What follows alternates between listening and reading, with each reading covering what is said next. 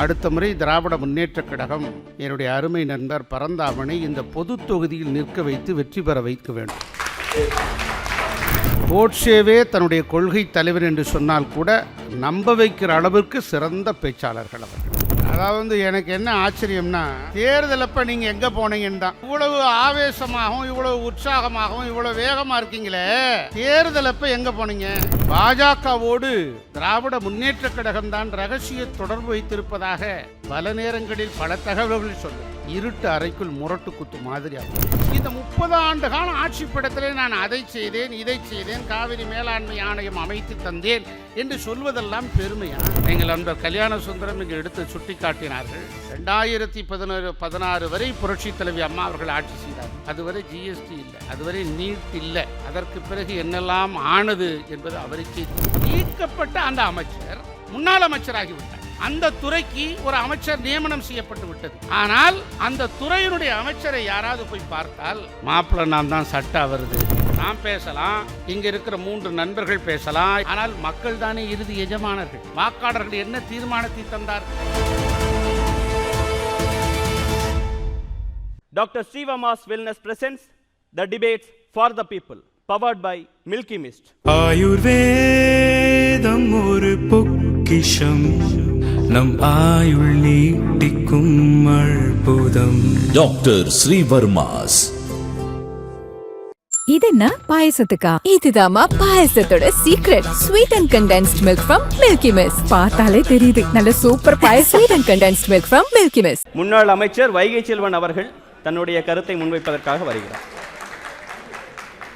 அன்பு நண்பர்களே, நெறியாளர் உள்ளிட்ட அரங்கின் நல்ல சொற்பொழிவாளர்கள் மற்றும் நேயர்கள், அன்பு நண்பர்கள் அத்தனை பேருக்கு என்னுடைய பணிவான வணக்கம். நம்முடைய மூவர் இங்கே அமர்ந்திருக்கிறார்கள். அதாவது பரந்தாமன் அவர்கள், திரு கல்யாண சுந்தரம் அவர்கள், திரு இடும்பவனம் கார்த்திக் அவர்கள், 3 பேரும் நல்ல சொற்பொழிவாளர்கள்.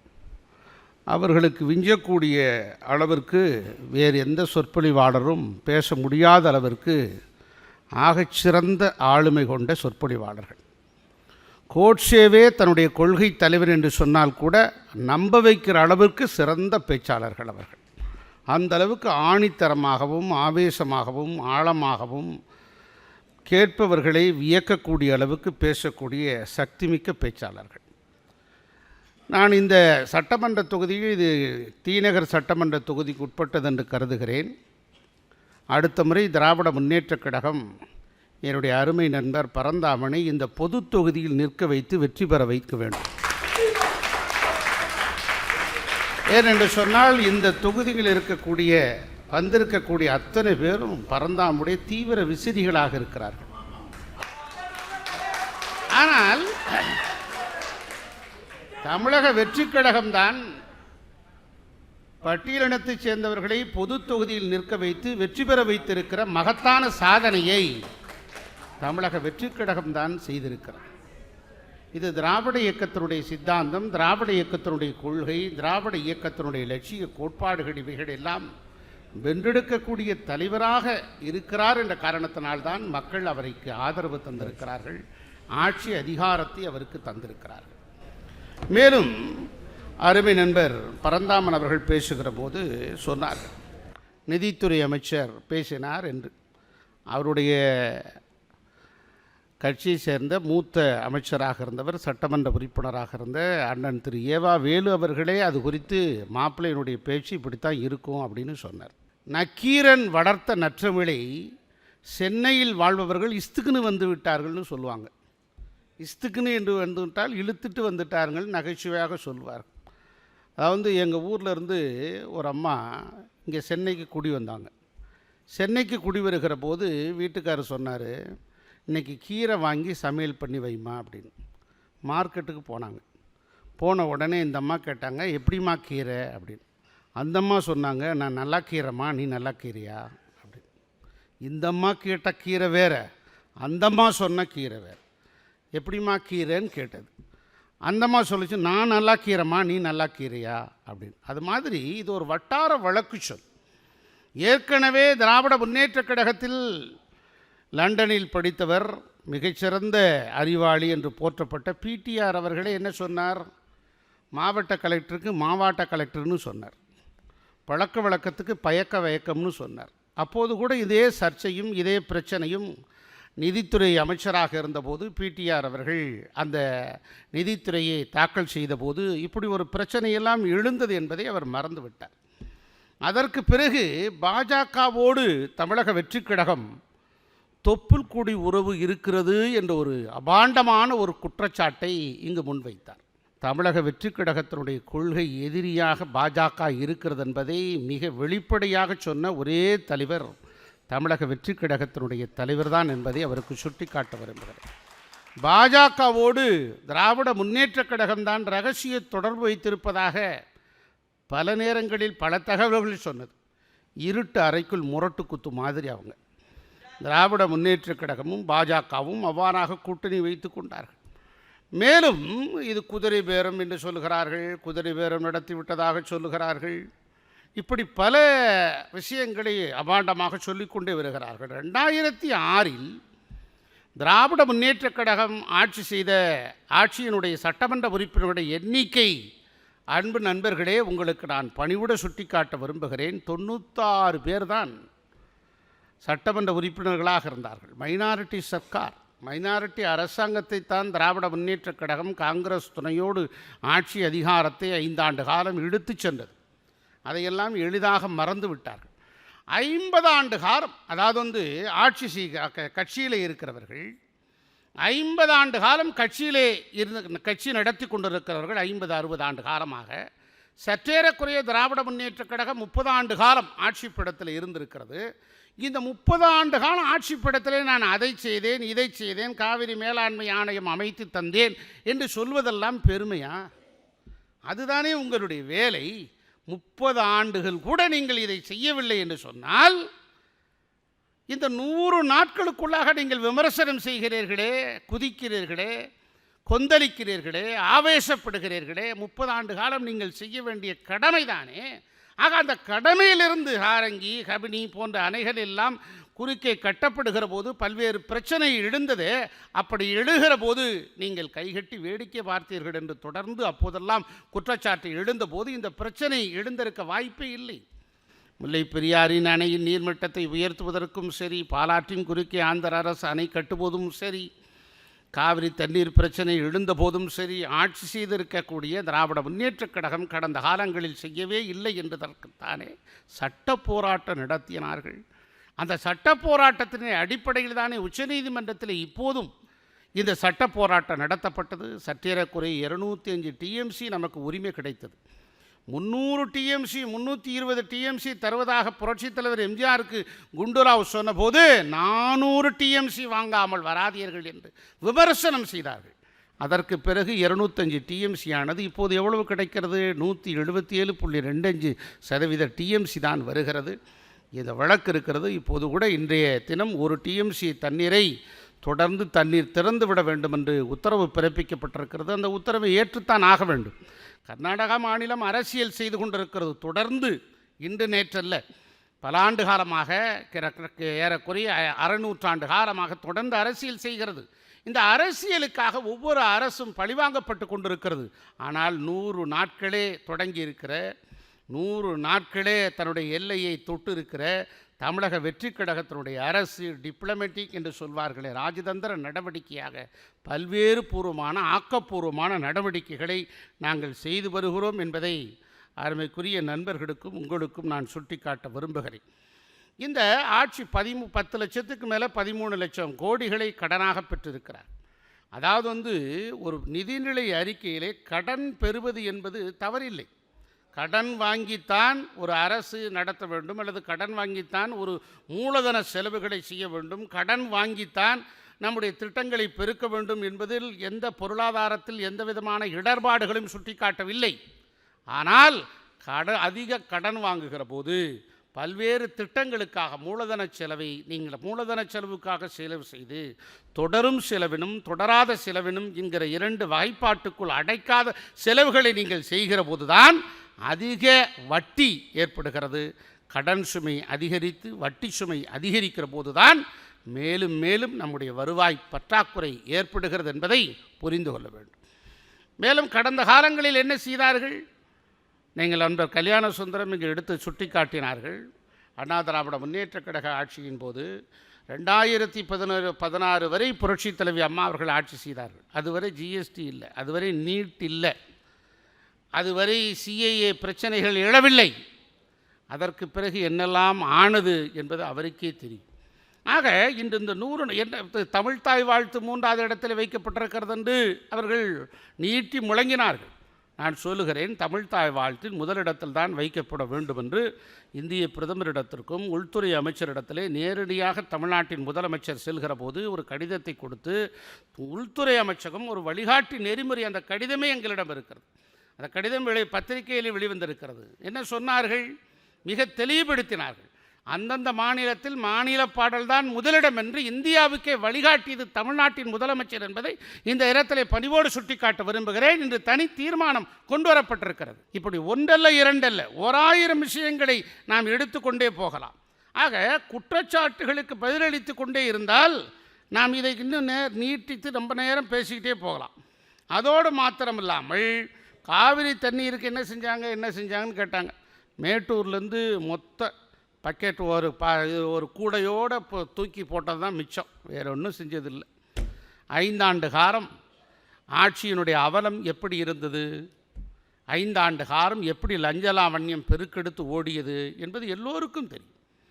இங்கே இருக்கிற அருமை நண்பர்கள் எந்த கட்சியாக இருந்தாலும் பரவாயில்லை, அந்த கட்சியினுடைய நண்பர்களுக்கு நான் சுட்டிக்காட்ட விரும்புகிறேன். 5 ஆண்டு காலத்தில் லஞ்ச லாவண்யம் கரை புரிந்து ஓடியது. ஒரு அமைச்சர் சிறையில் இருக்கிறார், சிறையில் இருக்கிறவர் அமைச்சராக தொடர்ந்து கொண்டிருக்கிறார். இது குற்றமா இல்லையா? சிறைக்கு போனவரை அமைச்சரிலிருந்து நீக்க வேண்டியது ஒரு மாண்புமிகு முதலமைச்சருடைய கடமையா இல்லையா? உச்ச நீதிமன்றம் கேட்டதற்கு பிறகுதான் அமைச்சர் நீக்கப்பட்டார். சரி, நீக்கினீர்கள், வரவேற்கிறேன், பாராட்டுகிறேன், வாழ்த்துகிறேன். ஆனால் நீக்கப்பட்ட அந்த அமைச்சர் முன்னாள் அமைச்சராகிவிட்டார். அந்த துறைக்கு ஒரு அமைச்சர் நியமனம் செய்யப்பட்டு விட்டது. ஆனால் அந்த துறையினுடைய அமைச்சரை யாராவது போய் பார்த்தால், நான் பேருக்கு தாங்க அமைச்சர், எல்லாமே அவர் தாங்க, அவரை போய் பாருங்கள், நான் பேருக்கு தாங்க அமைச்சர், அவரை போய் பாருங்கன்னு யாரை போய் பார்த்தாலும் சொன்னார்களா இல்லையா? மாப்பிள்ளை நான் தான் சட்டை வருது அப்படின்னு சொன்ன கணக்கா சொன்னார்களா இல்லையா? ஒரு முன்னாள் அமைச்சர் ஒரு துறையே நிர்வகிக்கிறார்கள் என்று சொன்னால் இந்திய அரசியல் மாண்பு, இந்திய சட்டப்படி ஆட்சி மன்றத்தில் மேதகு கவர்னருடைய மாளிகையில் ஒருவரிடமோ பிறரிடமோ நான் ரகசியத்தை வெளிப்படுத்த மாட்டேன் என்று நீங்கள் ரகசிய காப்பு ஆவணம் செய்திருக்கிறீர்கள், அதற்கு என்ன பொருள்? ஆக ஒவ்வொன்றையும் நாம் குற்றச்சாட்டாக சொல்லிக்கொண்டே போகலாம். அருமை நண்பர் நாம் தமிழர் கட்சியை சேர்ந்த நண்பர்கள் நிறைய குற்றச்சாட்டுகளை இங்கு வைத்தார்கள். விருப்பப்பட்டு வருவது என்பது வேறு, விலகி வருவது என்பது வேறு. காலச்சூழல் அப்படி. சட்டமன்ற உறுப்பினர்கள் தங்களுடைய பதவிகளையே மரியாதை இழந்து, மானத்தை இழந்து, தன்மானத்தை இழந்து, தங்களுக்கு கிடைக்க வேண்டிய நீதியும் நியாயமும் சமத்துவமும் சமாதானமும் கிடைக்கவில்லை என்ற காரணத்திற்காக அங்கிருந்து விலகி வந்தார்களே தவிர எந்த குதிரை பேரத்திற்கும் பணிந்து வரவில்லை. குதிரை வேகத்தில் குதிரை பேரம்னு சொன்னார். குதிரை வேகத்தில் குதிரை பேரம் சொன்னேனே, குதிரை பேரமே நடைபெறலைன்னு சொல்கிறோமே. ஆகவே இதெல்லாம் விருப்பப்பட்டு ஒரு விலகி வந்தது தான் ஒரு விஷயம். அது இது மாத்திரமல்ல, நீங்கள் மக்கள் மன்றத்தில் மக்களுடைய தீர்ப்பை நீங்கள் மதிக்க வேண்டும். நாம் பேசலாம், இங்கே இருக்கிற 3 நண்பர்கள் பேசலாம், எங்களுடைய சகோதரர்கள் 2 பேரும் அற்புதமாக பேசினார்கள், அவர்கள் பேசலாம். ஆனால் மக்கள் தானே இறுதி எஜமானர்கள், வாக்காளர்கள் தானே நாம் தீர்மானிக்கக்கூடிய இடத்திலே இருக்கிறார்கள். வாக்காளர்கள் என்ன தீர்மானத்தை தந்தார்கள்? வெள்ளி காசுகளை வீதியில் விட்டெறிந்தார்களே, ஒவ்வொரு தொகுதிக்கும் 20-30 கோடிகளை. பெருமதிப்புக்குரிய நண்பர்களே, பேரறிஞர் பெருந்தகை அண்ணா அவர்கள் திராவிட இயக்கத்தினுடைய சிந்தனைகளுடைய அடிப்படையிலே சாலையோரத்து சாமானியவன், எளியவன், அரசியல் பின்புலமற்றவன், பொருளாதாரத்தில் ஏதும் நிலை எரியாதவன், அரசியல் என்பதே அதிகாரத்தில் இல்லாத ஒரு குடும்பத்தைச் சேர்ந்தவன் சட்டமன்ற உறுப்பினராக வர முடியும் என்று நிரூபித்து காட்டிய ஈடு இணையற்ற தலைவன் சின்ன காஞ்சிபுரம் நடராஜன் அண்ணாதுரை இல்லையா? அந்த கொள்கை இன்னும் அந்த கட்சி பின்பற்றுகிறதா? புரட்சித் தலைவர் எம்ஜிஆர் அவர்களால் தொடங்கப்பட்ட அனைத்து இந்திய அண்ணா திராவிட முன்னேற்றக் கழகத்தின் சாதாரணவன், சாமானியவன், ஏதுமற்றவன், அவருடைய ரசிகராக இருந்தவர்கள், அவரை பாமரர்களாக நேசித்தவர்கள் கூட நாடாளுமன்ற உறுப்பினராக அனுப்பி வைத்து அமைச்சர் பிரதானிகளாக அழகுபடுத்திய தலைவன் புரட்சித் தலைவர் எம்ஜிஆர். அந்த கொள்கைகள் இன்னும் அண்ணா திராவிட முன்னேற்றக் கழகத்திற்கு இருக்கிறதா? இல்லை. அதே கொள்கை தமிழக வெற்றி கழகத்திற்கு இப்போது இருக்கிறது. நீங்கள் ஜாதி பார்த்தீர்களா, மதம் பார்த்தீர்களா என்றெல்லாம் நீங்கள் கோபப்படலாம், ஆவேச குரல் எழுப்பலாம். ஆனால் இங்கு சொன்னார்களே, வேட்பாளர்களே யார் என்று தெரியாத போது அவர்கள் என்ன ஜாதி என்பதை எப்படி கண்டுபிடிக்க முடியும்? விழுந்த வாக்குகள் எல்லாம் விஜய்க்காக விழுந்த வாக்குகள் தான், அதில் எந்த விதமான மாற்று கருத்தும் இல்லை. இவரும் வேண்டாம் அவரும் வேண்டாம், புதிதாக ஒருவரை நியமித்து விடுவோம் என்று தான் நியமித்திருக்கிறார். ஆகவே 3 பேரும் மிக அற்புதமான கருத்துக்களை சொன்னார்கள். என்ன கருத்து? நாங்களும் வேணாம் நீங்களும் வேணாம், புதுசாக ஒருத்தர் வரட்டும்னு சொல்லி மக்கள் தீர்மானித்திருக்கிறார்கள். நான் எதற்கு இதை சுட்டிக்காட்ட விரும்புகிறேன் என்று சொன்னால், நண்பர்களே, அது திராவிட முன்னேற்ற கழகம் ஆட்சி செய்தாலும், அது அண்ணா திராவிட முன்னேற்ற கழகம் ஆட்சி செய்தாலும், தமிழக வெற்றி கழகம் ஆட்சி செய்தாலும் வெற்றி யாருக்கு? தமிழ்நாட்டுக்கு. வெற்றி யாருக்கு? தமிழ்நாட்டுக்கு கிடைக்க வேண்டிய வெற்றி. ஆக ஒன்று நீங்கள் தெரிந்து கொள்ள வேண்டும், தமிழக வெற்றி கழகம் தொடங்கப்பட்ட 2 ஆண்டுகளில் ஆட்சியை பிடித்திருக்கிறது என்று சொன்னால் இது மகத்தான சாதனை இல்லையா? இந்த 2 ஆண்டுகளில் ஏன் அவருக்கு வெற்றி வாய்ப்பை தந்தார்கள்? நீங்கள் சற்று நோக்கி பின்போக்கி பார்க்க வேண்டும். திராவிட முன்னேற்ற கழகத்திற்கு கொள்கை பலம் இல்லையா? திராவிட முன்னேற்ற கழகத்திற்கு அதிகார பலம் இல்லையா? திராவிட முன்னேற்ற கழகத்திற்கு பணபலம் இல்லையா? அண்ணா திராவிட முன்னேற்ற கழகம் அதற்கு சளைத்ததா, இழைத்ததா? எதுவுமே இல்லை. 2 பேரும் ஒரே பலம் வாய்ந்தவர்கள் தான். இன்னொரு பக்கம் திராவிட முன்னேற்ற கழகத்திற்கு கூட்டணி பலமோடு இருக்கிறார்கள். அப்படி இருக்கின்ற போது ஏன் இன்னொருவரை மக்கள் தேர்ந்தெடுத்திருக்கிறார்கள்? இந்த ஜனநாயகம் யாரை அடையாளப்படுத்தி இருக்கிறது? இந்த ஜனநாயகம் யாரை நம்பி இருக்கிறது என்று சொன்னால் சந்திரசேகர் ஜோசப் விஜயை நம்பி இருக்கிறது. ஆகவேதான் இந்த வெற்றி, ஆகவேதான் இந்த அடையாளம், ஆகவேதான் இந்த முகவரி, இந்த அங்கீகாரம். ஆகவே நீங்கள் ஏற்றுக்கொள்ள வேண்டும். இன்னொரு தேர்தல் வருகிற போது போட்டி போடலாம். மக்கள் தான் இறுதி எஜமானர்கள். அந்த வெற்றியை தமிழக வெற்றி கழகத்திற்கு தந்திருக்கிறார்கள். இந்த 100 நாள் என்பது ஒரு சின்ன அளவுகோல் தான். இந்த 100 நாட்களில் நாம் செய்திருக்கிற மகத்தான சாதனைகள், தேர்தல் வாக்குறுதிகள், நிறைய நீண்ட நெடிய வாக்குறுதிகளை தமிழக வெற்றி கழகம் தந்திருக்கிறது. இந்த தமிழகம் வெற்றி கழகம் தந்திருக்கக்கூடிய நீண்ட நெடிய வாக்குறுதிகளை படிப்படியாக நிறைவேற்றி தருவோம். நண்பர் பரந்தாமன் சொன்னார்கள், 1000 ரூபாய் நாங்கள் கொடுத்தோம், அதற்கு 1 ரூபாய் அளவாது நீங்கள் அதிகம் கொடுத்தீர்களா என்று கேட்கிறார். 1000 ரூபாயை நீங்கள் 2.5 வருட காலத்திற்கு பிறகுதான் வழங்கினீர்கள். படிப்படியாக எல்லா பணிகளையும் செய்து தருவோம். தாய்மாமன் திட்டம் போல, அண்ணன் சீர் போல நீங்கள் கேட்கிற அத்தனை பணிகளையும் 2500 ரூபாய் மகளிர் உரிமை தொகையை நிச்சயமாக தருவோம். விரைவிலே அனைத்து கட்சியும் கூட்டுவதற்கான நடவடிக்கை மேற்கொள்ளப்பட்டு வருகிறது என்கிற தகவலையும் நம்முடைய நண்பர்களுக்கு உங்களுக்கும் நான் சுட்டிக்காட்ட விரும்புகிறேன். அடுத்த சுற்றில் வருகிறேன். நன்றி, வணக்கம். அதாவது எனக்கு என்ன ஆச்சரியம்னா, தேர்தல் அப்போ நீங்கள் எங்கே போனீங்கன்னு தான். தேர்தல் அப்போ லீவு போட்டு போயிட்டீங்களா? இவ்வளவு ஆவேசமாகவும் இவ்வளவு உற்சாகமாகவும் இவ்வளோ வேகமாக இருக்கீங்களே, தேர்தல் அப்போ எங்கே போனீங்க? நான் எங்கள் தொகுதியில் தேர்தலில் நின்ன உடனே ஒரு பேராசிரியர் கேட்டார். பேராசிரியர் கேட்டார், சார், எனக்கு என்னுடைய மனைவி 2 குழந்தைங்க ஓட்டு, 2 பசங்க ஓட்டு, 4 ஓட்டு உங்களுக்கு தான் சார் அப்படின்னு சொல்லுவார். தேர்தல் முடிஞ்ச மறுநாள் 2 நாள் கழித்து அந்த பக்கம் போகிறேன், டீ கடையில் நின்றுனார். டீ கடையில் இருக்கும்போது அவர் பார்த்த, என்ன பேராசிரியர் எப்படி இருக்கீங்க, எனக்கு தான் ஓட்டு போட்டிங்களான்னு கேட்டேன். அவர் சொன்னார், சாரி வைகை செல்வன், 4 நாள் தொடர்ந்து லீவு, நான் குடும்பத்தோடு திருப்பதி போயிட்டேன்னார்.